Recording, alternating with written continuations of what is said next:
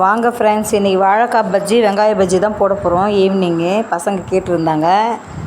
வெங்காயம் வந்து குட்டி வெங்காயன்றதுனால சின்னதாக வந்திருக்கு பாருங்கள். ஒரு வாழைக்காய் எடுத்து சீவி தோல்லாம் சீவி அரிஞ்சு வச்சுருக்கேன். இப்போ வந்து நம்ம பஜ்ஜிக்கு தேவையான இது நம்ம ரெடி பண்ணிக்கலாம் ஃப்ரெண்ட்ஸ்.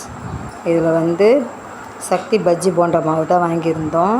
அதில் வந்து பாதி போட்டிருக்கேன். கொஞ்சம் கடலை மாவு சேர்த்துருக்கேன். அது கொஞ்சம் காரமாக இருக்கிறதுனால எங்கள் பசங்க கொஞ்சம் கடலை மாவு சேர்த்துருக்கேன், காரம் கம்மியாக இருக்கணுன்ட்டு.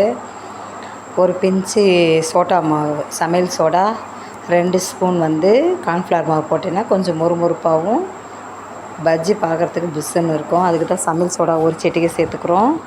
தேவையான அளவுக்கு நம்ம உப்பு சேர்த்துக்கிறோம் ஃப்ரெண்ட்ஸ்.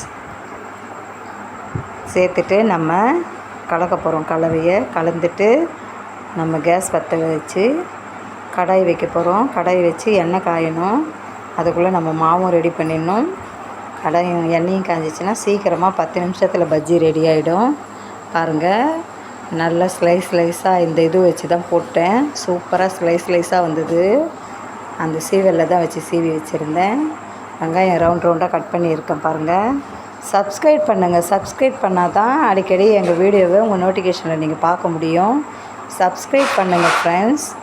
எனக்கு வந்து நீங்கள் 60,000 பேர் வியூவர்ஸ் பார்த்துருக்கீங்க, ஆனால் யாரும் சப்ஸ்கிரைப் பண்ணல. சப்ஸ்கிரைப் பண்ணால் தான் எங்களுடைய வீடியோவை தொடர்ச்சியாக நீங்கள் பார்க்க முடியும்.